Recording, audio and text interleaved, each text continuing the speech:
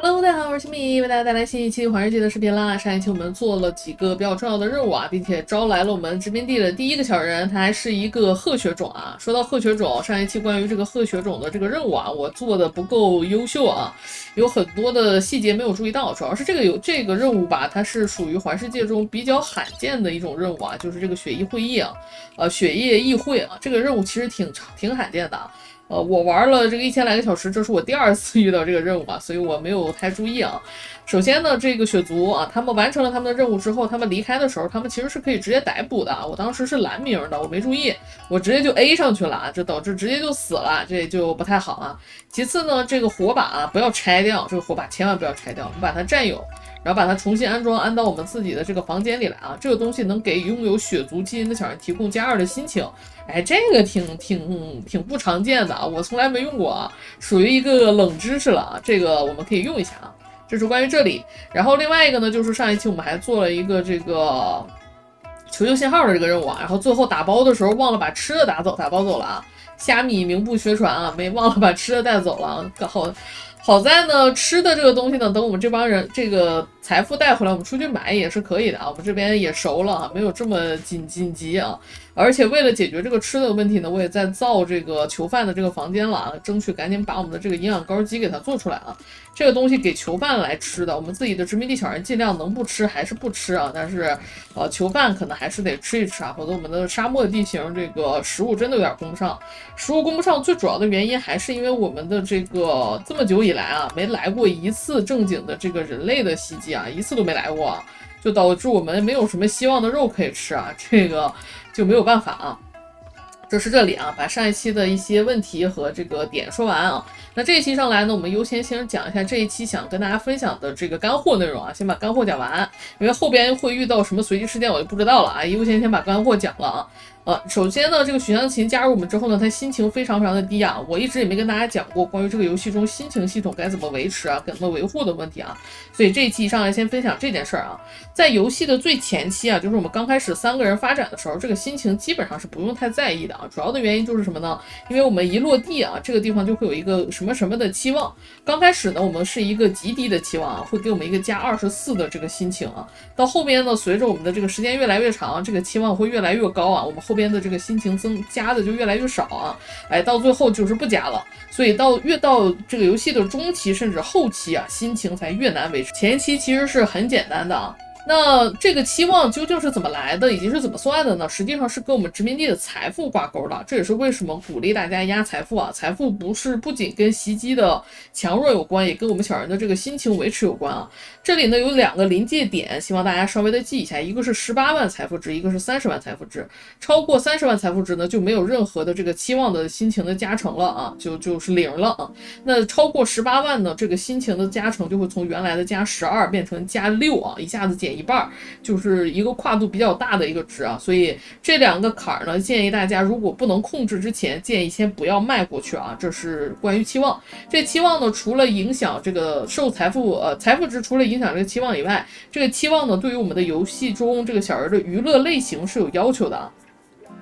像是我们现在呢这个较低的这个期望呢，它的娱乐类型种类我们只要求3种就可以了。什么是娱乐类型呢？我们点击我们的这个娱乐类的建筑啊，选择这个叹号，可以看到这边有一个娱乐类型啊，是一个益智类的游戏啊。扑克桌和这个象棋桌都属于这个益智类的啊。所以之前有人小伙伴说这2个造一个就行，但是如果你的殖民地小人比较多的话，我还是建议都造。我一般是2个都造的。一来呢是因为如果这个人数比较多的话，你有的时候可能轮不上玩啊。二来是这个象棋桌啊，很适合远征的时候带着。因为它的重量很轻啊，它这个象棋桌只有5000克啊，扑克桌高达30千克，你是带不走的，你是不可能带着的，所以你带着这个东西出去，哎，给小人补娱乐类型是很适合的啊。这是这个。然后我们的马蹄铁是属于灵巧类的这样的一个娱乐类型啊，同属于灵巧类的呢，还有我们的这个台球桌啊，然后呢比较值得一提的呢就是这个餐桌。餐桌呢它自身可以提供社交的这种娱乐类型啊，包括篝火啊，如果你这个是寒冷的地形开局，篝火也可以，就小人会坐在这个附近聊天，这也是一种娱乐类型啊。然后呢，最值得注意的呢是望远镜，望远镜是属于全游戏独一类、独一份的啊，只有它能够提供天文的这个娱乐类型啊，它是独一份的。所以当我们这个游戏的财富值突破30万的时候，我们需要6种娱乐60种还行6种娱乐类型的时候，我们这个望远镜是必不可少的。如果你没有望远镜，你的这个娱乐需求是没有办法满足的啊。所以如果遇到望远镜呢，在财力要求这个符合要求的前提下，还是买一个。现在呢，我们只要有3种娱乐类型就行了。我们有这个和这个啊，再加上我们的社交类的是足够满足的。所以呢，这就是娱乐类型。那说完娱乐类型之后呢，我们再回过头来说这个心情啊。那心情呢，除了受这个初始的这些增益 buff 啊、娱乐的影响以外，它还受什么影响呢？还受各种各样的这边的这些条基本上都有影响啊，饮食、休息、美观啊、舒适等等啊，这些都会有所影响啊。那所以呢，我们需要注意的一件事呢，就是尽可能的把这些都维持了，尽量的让小人不要有负面的字啊，比如说啊。我怎么还穿了个死人的防弹背心啊？把这个死人衣服给脱掉。比如说，不要穿死人的衣服，尽量不要让他在寒冷的地方睡觉啊。这个房间里，我们后边可以给他补一个这个电暖器啊，来增加它的温度等等啊，这些都可以维持它的类型。其次呢，如果你在游戏的像我们现在在从这个前期往前中期过渡的这个时间点，你要想维系小人的心情，更重要的一点呢是最好把这个房间的美观度或者是整体的这个评分也提上来。我们按这个键盘中的 G 键啊。就可以打开这个选项卡，在这个选项卡里呢，我们就可以看到这个房间的评分。在环世界当中呢，其实是有很多种的房间系统的，比如说有这个牢房，比如说有这个工作室，比如说有娱乐室，什么什么这个研究室啊等等这一系列的。但不是所有的房间呢都有心情加成，其中有心情加成的房间呢，最容易做到的就是卧室、娱乐室和餐厅。这3个房间呢，又不像是缺氧那样必须独立计算啊，它们是可以叠加在一个房间里的。也就是说，这个屋子既可以是娱乐室，也可以是餐厅，也可以是卧室啊。所以我们只要把这一个房间的观感提高，就等于让小人有了3种的心情加成，是在游戏的前中期非常重要的提高小人这个心情的一个手段啊。那想提高这个房间的观感怎么做呢？你可以看到下面有4条栏目，分别是财富、空间、美观和清洁。这4条栏目呢都要满足，才能让这个观感整体提高。因为这4个条目呢是共同影响的，它们4个是分别算这个因子的啊。每一个都在占一定比重的因子，基本上都是你可以粗略的认为它们的比重是差不多的，所以你不要单独的只堆高某一种啊，比如说不能像还是拿缺氧举例啊，不能像缺氧里啊单独的把某一项堆得很高，比如说把某一个位置的这个美观度堆得爆炸，其他地方不管啊，是不可以的啊。在我们的这个环世界里，这个房间里，这4个最好你同均匀的提高，你不要去只堆高某一个。像我们现在这个房间呢，就是美观度和清洁度不满足啊。清洁度想提高，最简单的就是铺地板啊，因为我们在摁这个键盘上的这个啊。T 键啊，就可以开美观度显示了。你可以看到没有地板的这些格子都有这个美观度的减乘啊，都有这个美观度的减益，是很糟的一件事啊。我们为了不让它有这个减益呢，我们就把这个地板铺上，就起码都是0了啊，不会有负的。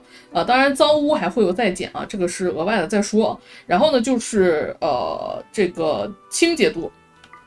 然后就是清洁度啊，清洁度呢，就是让你的地板也可以提高一些这个屋子的清洁度，让这个屋子不要有这么脏啊。而且呢，我们在这个游戏里，我自己因为为了好看，还加了一个模组啊，就是那个门店吧，是叫什么？在哪里来着？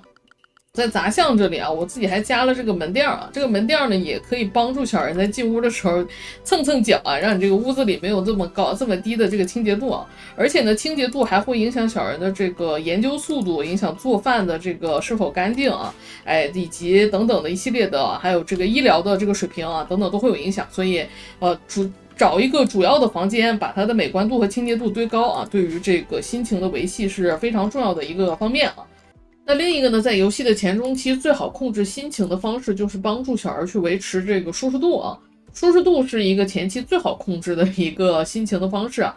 首先看舒适度的这个条，它一共有几个格子啊？只有当低于最下面的这个格子的时候，它才会有心情的乘法。在这个最下面的格子到这个格子中间啊，它都是无加无减的一个状态啊。然后到了这个上面，它就会有增益的这样的一个效果，所以舒适度是很容易凑到增益值的。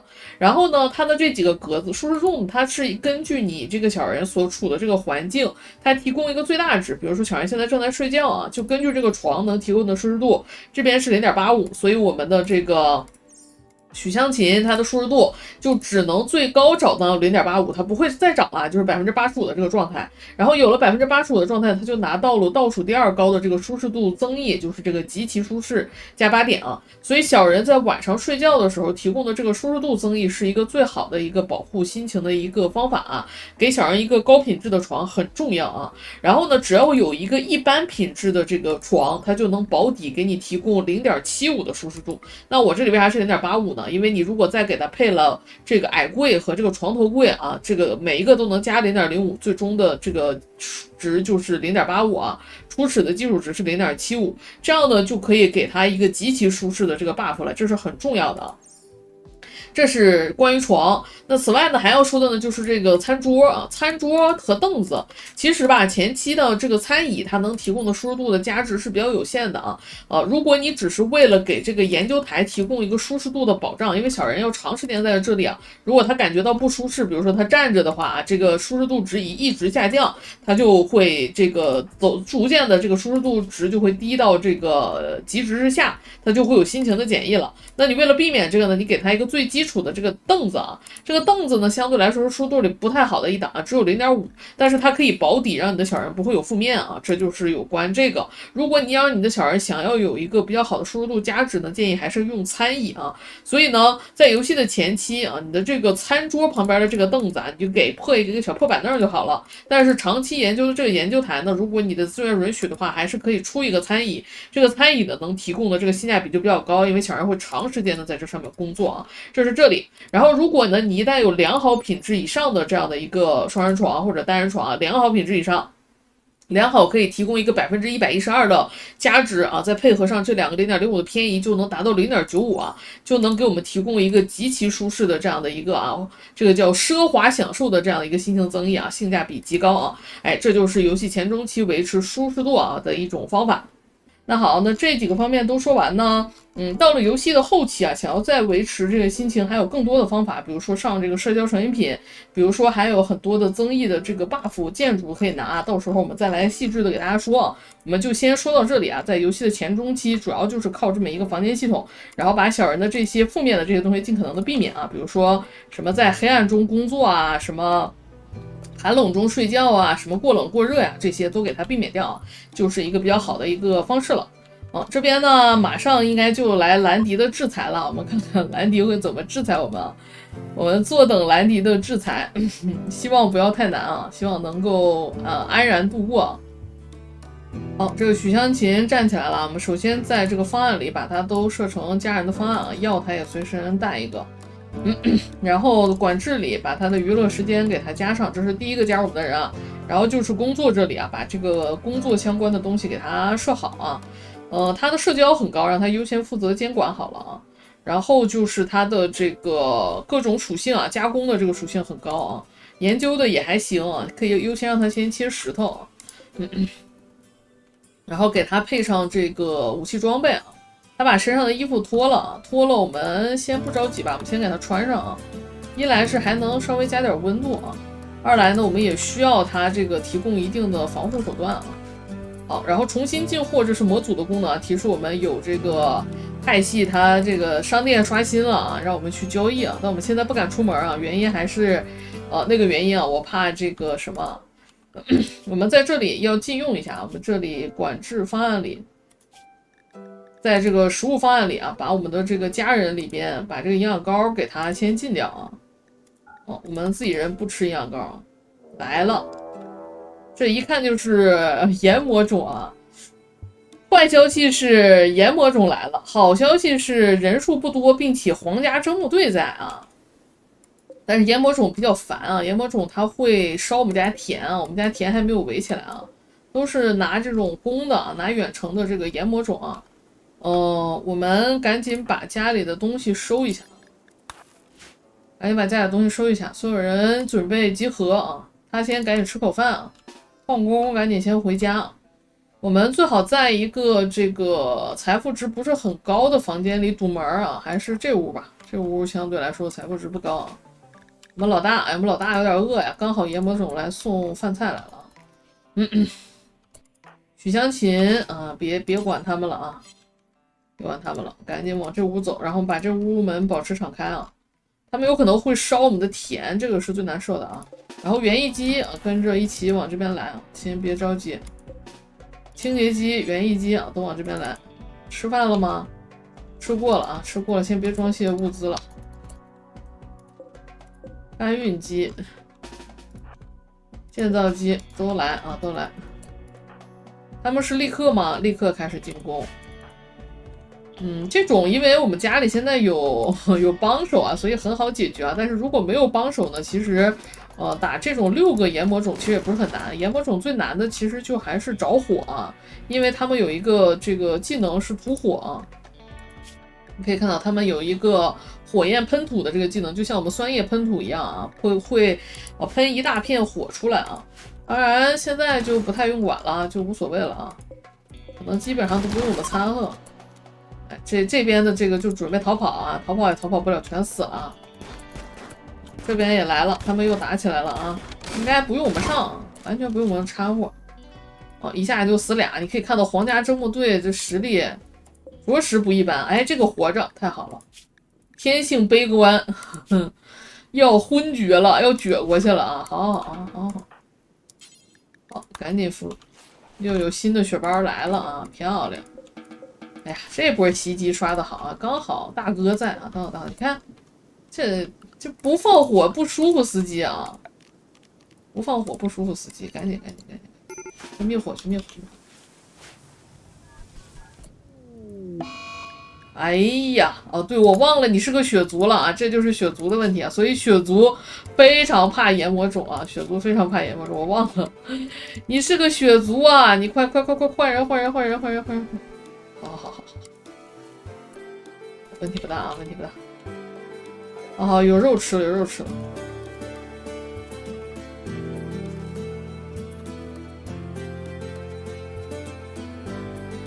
这个炎魔种呢，就非常不适合做血包啊，因为它的射击格斗技能都很高，而且它还有这种技能啊，它万一是吧叛乱了、反叛了，就很难受啊，所以我们要对它进行一系列的限制啊。首先啊，要给它先来一套啊，先把这个该安的先都给它安了啊，该收的先给它收了，这样它万一死了呢，也没有那么大的关系。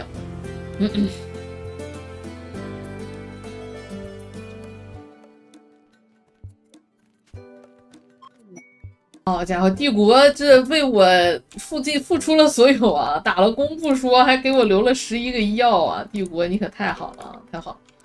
帝国万岁！我要当帝国的鹰犬，我要为帝国服务。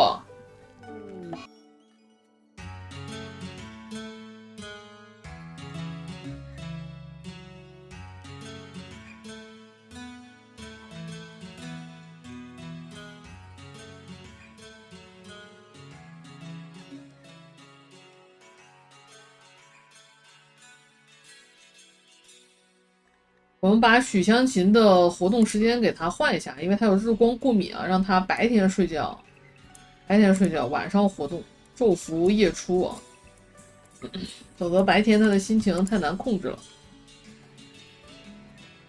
此外呢，我们肯定要尽快的把它教化掉。我们等一下，我们的这个CD 已经好了啊，那我们赶紧教化啊。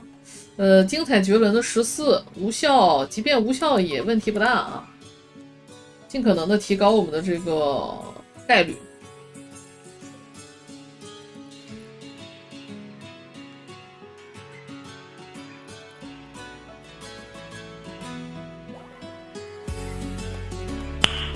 Nice。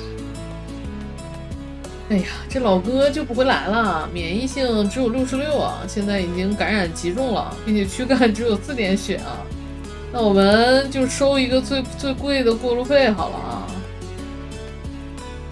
留不住了。我看他失血的情况也是击中啊，也没办法再吸一口了啊，赶紧把这个过路费给他收掉得了。啊，血包减1啊，没治回来啊。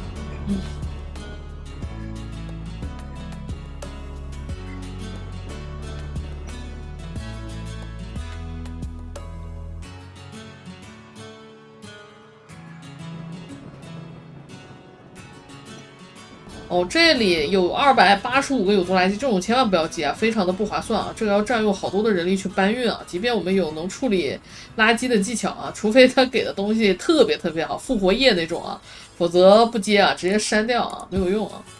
好，我们准备去那啥了。哎，这是倒计时吗？哦，不是啊，3日之前接受啊，没有倒计时。我们准备出去冒一波了啊。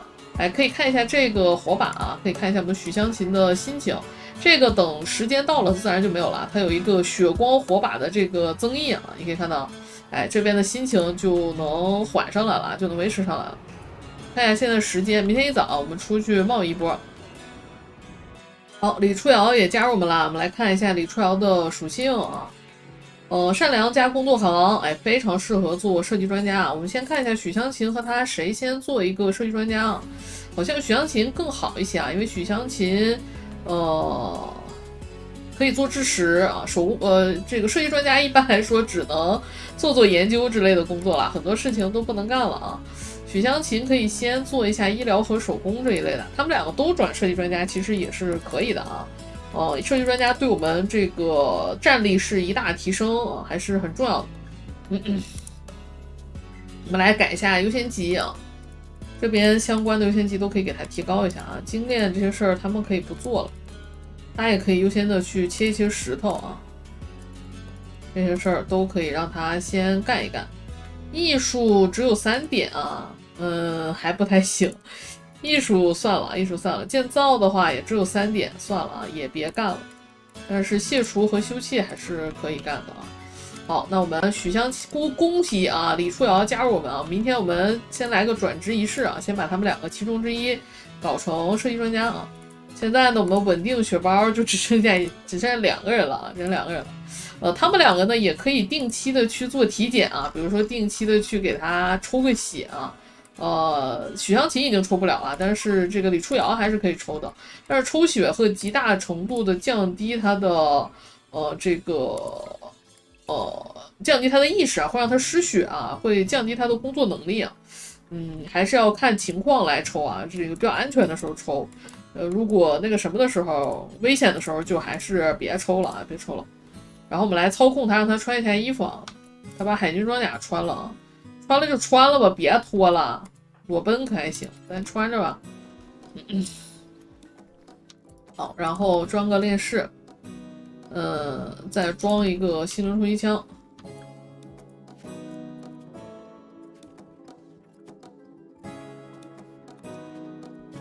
好，时间差不多了，我们赶紧出去贸易啊！我们的这个财富已经破4万了啊，得赶紧走了，再不走要出事儿啊！带上我们的牦牛。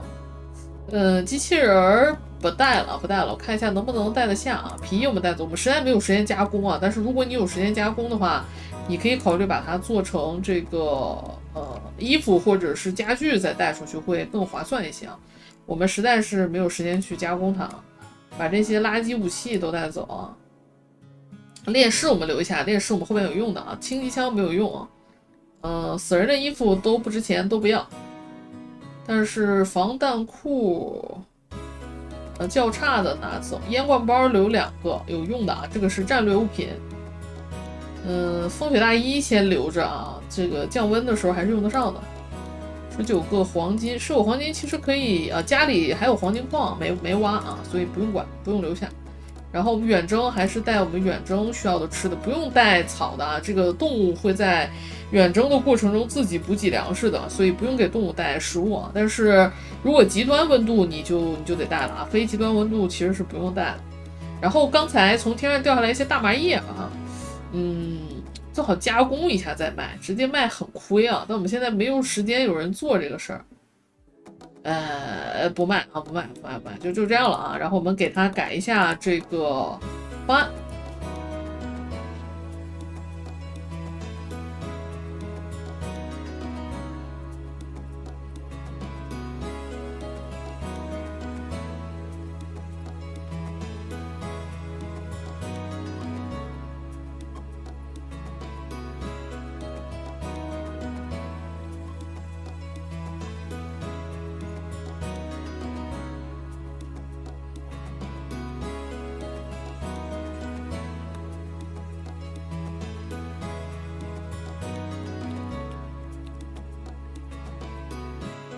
可以看一下啊，如果做了设计专家之后，下面这些工作都不能做了啊。主要就是这个手工一类的其实也做不了了，但是有一项除外，艺术类的是可以做的，所以艺术很高、设计很好的小人是很适合做设计专家的。科研还可以做啊，但是什么切石头那些东西可能都不太好弄了啊，所以需要注意啊，你的这个作为设计专家的小人是一定要注意他的这些不能做的工作的。还有就是需要注意的就是你选定的设计专家最好不要临时的解除他的职务啊，因为解除职务的话会有一个长达好多天的这个心情检疫啊，是很伤的一件事啊。哎，我们来到了这边，我们来进行贸易啊，看看都有什么啊。阿什奇不重要，羊不算是一个很好的动物啊，不带了。虽然缺吃的，但是先不带了。这些都不卖。翡翠其实值不了多少钱，而且很重啊。但是我们当时除了忘了的吃的以外，没有什么别的值得拿的了，所以就拿的这个。麻痹其实是一个性价比挺高的一个1级技能啊，我没记错的话，它应该是1级的啊。先买了。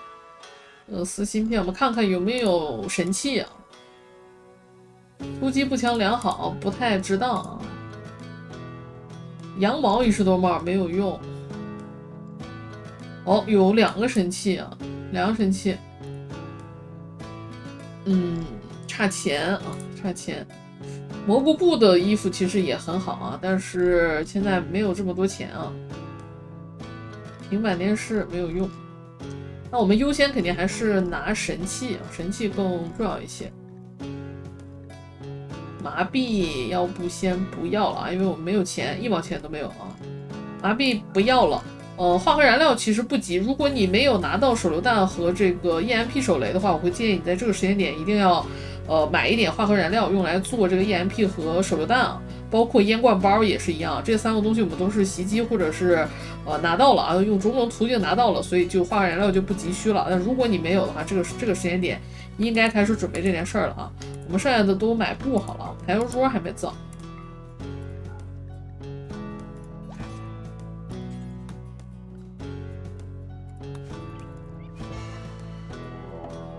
好家伙，刚做的这个职位变更又来猎杀人了，1100点，这么多啊！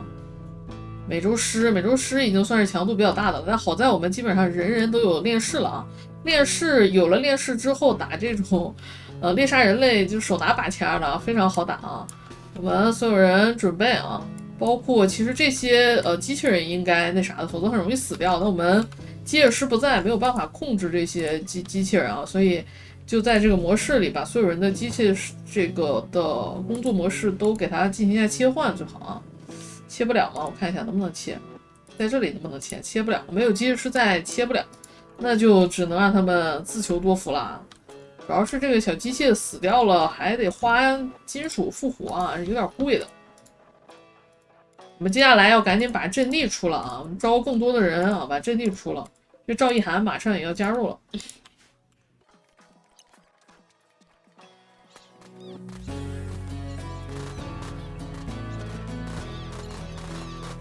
可以看到我们的链式有一个很好的地方，就是它有一个很强的指意系数啊，就是能够打硬直的这个能力非常的强啊，就让这些单个一个个来送的这些近战敌人走到一定距离就走不动了。你看到它就走的速度极慢啊，这种我们2轮骑射就打死了啊，所以是非常简单的，甚至用不到我们老大出场啊。我们接下来其他人出来了。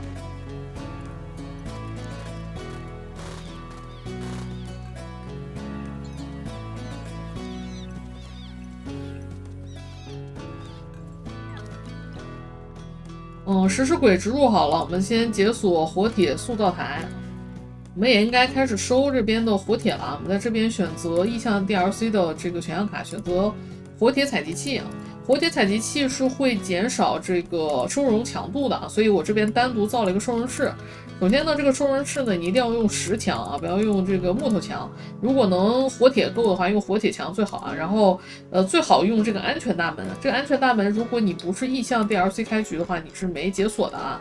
是需要额外的这个科技解锁，在这个安全大门这里解锁。如果解锁了就有啊，而且初始我们是带了这个意向开局是有一些玻璃钢的，所以直接就可以用来造这个安全大门，它是需要玻璃钢的啊。有了这个安全大门，有了这个房间啊，这个房间的生存强度是非常高，194啊，很强，所以放一个活铁采集器完全没有问题啊。活铁采集器呢，这个可以4个平台连接一个啊，还是我们这一个小屋子里造一个就可以了。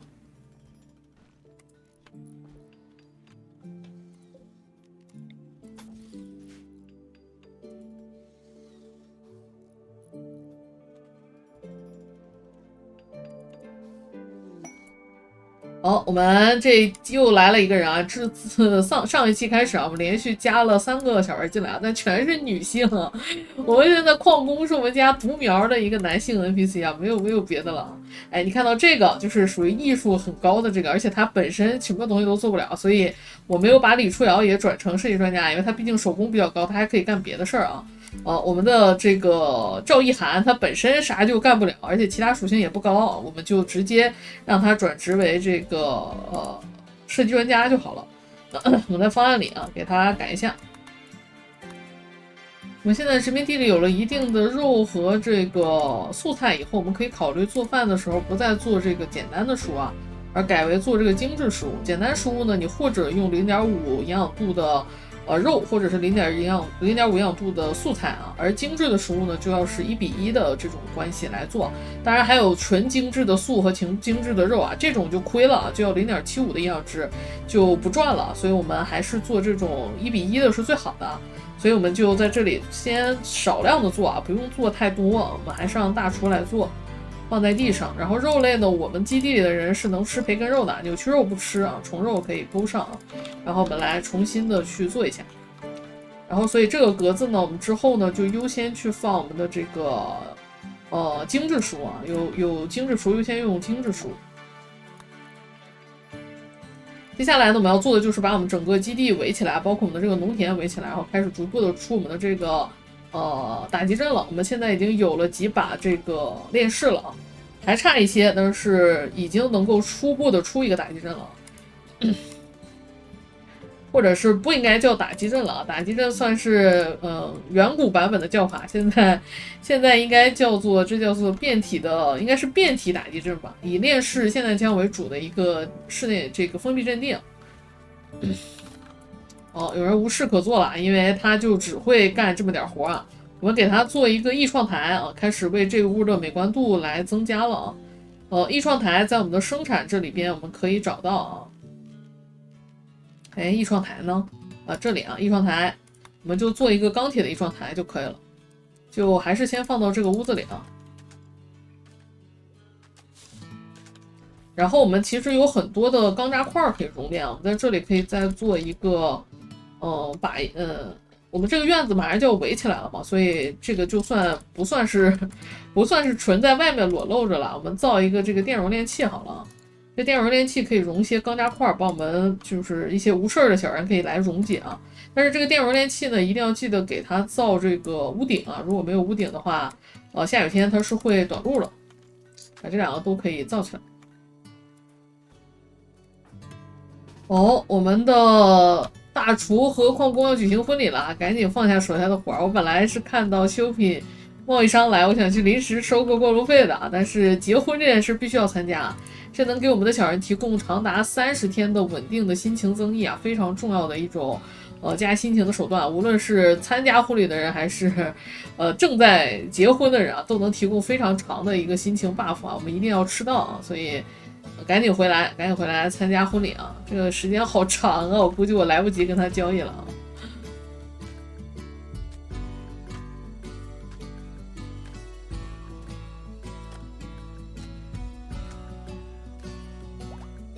好，婚礼结束了，我们可以看一下大家的心情啊。这边有一个参加婚礼加20啊，然后我们当事人啊有足40点的心情增益，非常的厉害啊。我们殖民地里现在社交最高的人是赵一涵啊，我们让赵一涵来跟这边的贸易商聊一下啊。看这边有卖啥？有牛啊，好想要啊。有牛哎，牛是我们这种沙漠地形提供稳定的这个稳定的肉食来源的一个非常重要的一个类型，因为它可以产奶啊。牛还是挺重要的啊，很想要头母牛，还有这个第三把神器啊，也很想要，这两个都很想要。基因什么的我们现在还不考虑啊，先不考虑，还包括技能，现在都还考虑不起啊，还考虑不起，看看能不能来得及收个过路费啊。这边电力应该已经不足了啊，这边电力不足了，我们开始补第3台的发电机，然后看看能不能来得及收个过路费。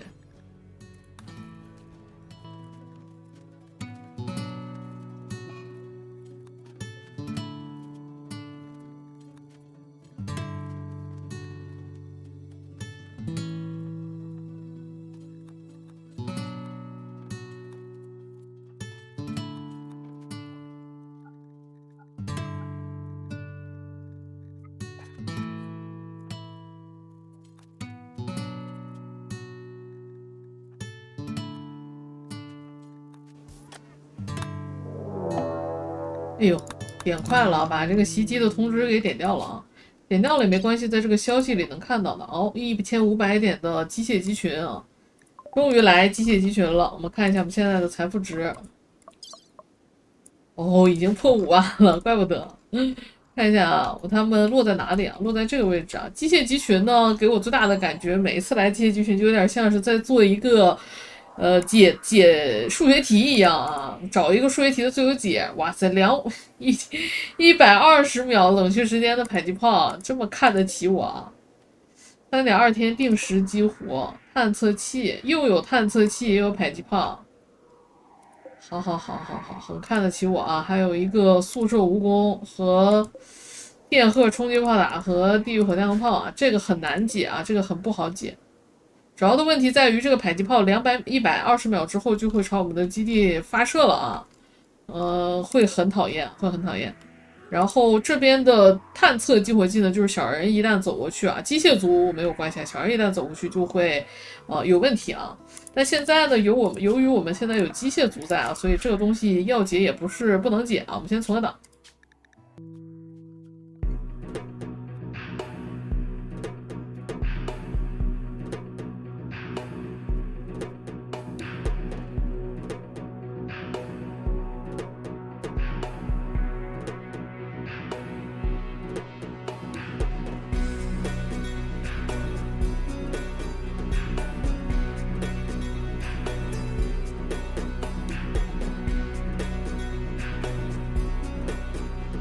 解法呢，就是我们的机械小人是不会被这个探测激活器激活的，而这个迫击炮呢，它只要被屋顶把这个头上盖住，它就打不出炮来了。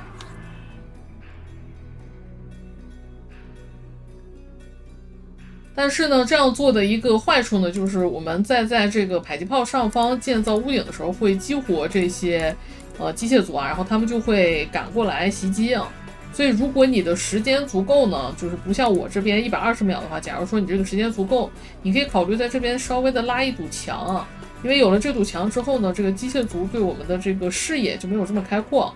那现在视野这么开阔呢，这个小人只要往这个区域走，就有可能会被这个机械族给打。哇塞，这么刺激的吗？拟人种1300的拟人种加一机械族是吧？方向还不一样是吧？准备一段时间进攻。好在我们这有一个稀有品贸易商，但是稀有品贸易商感觉很快就要走了呀。这么刺激的吗？1300的拟人种非常难对付啊，非常难对付。这个的确是一大考验，对我们来说，在我们阵地还没有成型之前啊，这是灭国之战啊。好在呢，我们的神器还是挺多的啊。我们先给小人所有人都先列装一下神器啊。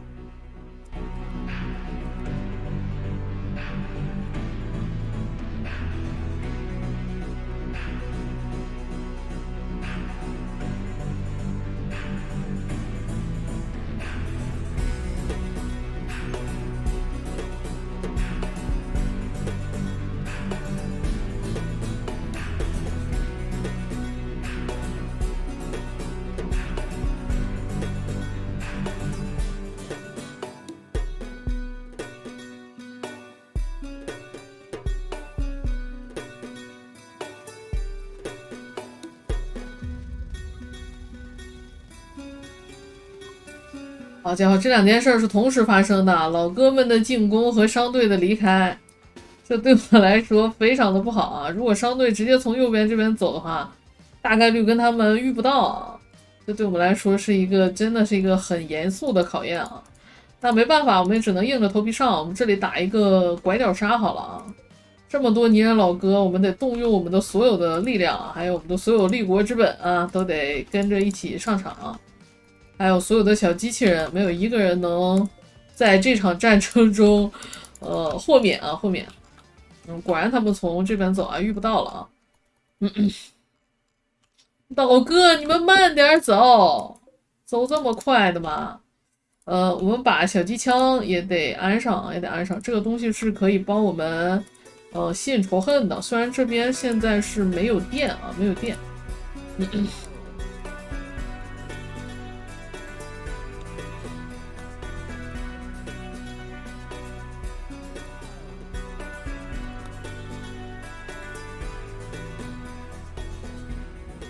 好，第一波泥人老哥已经到达了，全是近战单位啊，还好啊。我们所有人都站到我们的这个老大身后，老大贴近我们的这个部队，别走了，到哪去？回来！所有的机器人呢都是后背的顶住泥人的力量，泥人非常的硬，这么一大波来，我们肯定扛不住啊。接下来我们要做的事情呢，先在我们的这个模组里看一下殖民者，看一下敌人啊，看一下敌人的属性啊，看一下他们都带的武器。哦，这有一个穿了护盾腰带和钢铁板甲的泥人老哥啊，这个是硬中之硬啊，叫做索斯莱阿塔。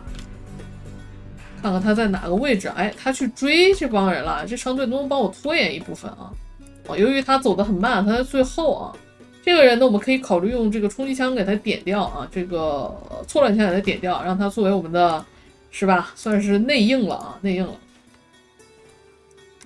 这几个小机器人啊，往这边围啊，要用他们来顶住泥人老哥的前排的。哦，打起来了，还是帮助了我一下的啊，留下了几个人帮了我一下，谢谢啊！现在人数还比较少啊，先不用交一些比较重要的东西啊。这些人他们有可能是去打一些什么桌子啊、椅子啊这些啊，这些能帮我们分摊伤害是非常好的一件事啊。那这个人可能利用不上了啊。有可能利用不上了，那我们就能分摊，就让他们去分摊啊。好，再看一下这帮人啊，脑子慢、贪心、敏捷、速学者、心理变态、意志如钢、心灵迟钝。这个建造的确很厉害啊，看看有没有这个好人啊，比较厉害的人，我们可以留一下，直接就给冲掉了。夜猫子我不太喜欢用啊。数学加心理变态其实还行，数学加心理变态还行啊。这个后边泥人老哥是一个非常好的转食尸鬼的一个选择啊，所以我们把它留下来啊。我们的矿工呢？他这里还剩一发啊，我们把这个数学心理变态的老哥啊，前期可以用一用，后边直接转那个啥，直接冲掉啊，看一下有没有伤脑子。行吧，那后面反正是要转食尸鬼的啊，伤了脑子也无所谓啊。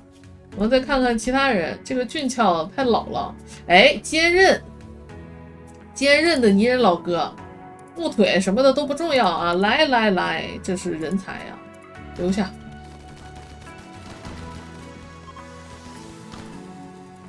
好家伙，这老哥甚至都没走过来啊，就结束了。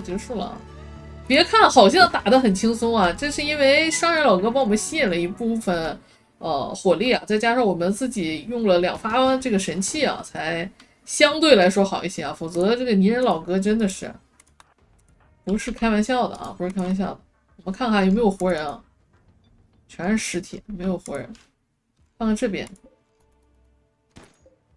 这边是商队的人啊，那我们救援一下商队的人，不要俘虏啊，会减这个好朋友的关系的啊。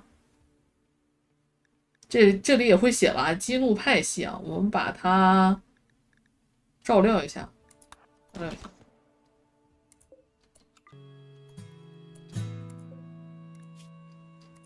压根儿没咋地啊，没咋地，就留了2俘虏，稍微差了一点。其他人可以解散了。这两个没用上啊，这两个其实应该这个下边放一节电线会更好啊，没有的话仇恨度太低了，没有通电的小机枪仇恨太低了。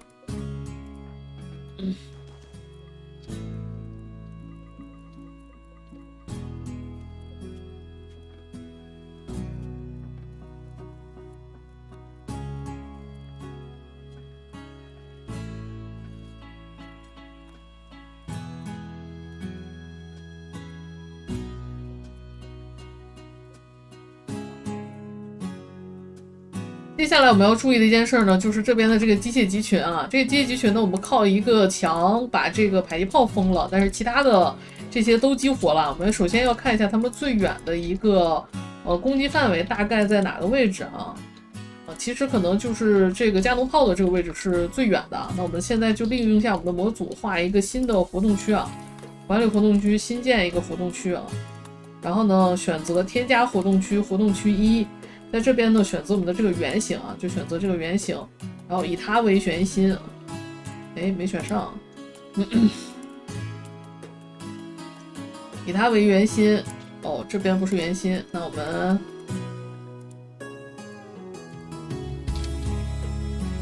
以它为圆心，这样画啊，这样画。我们画大一点啊，然后把这个区域选上。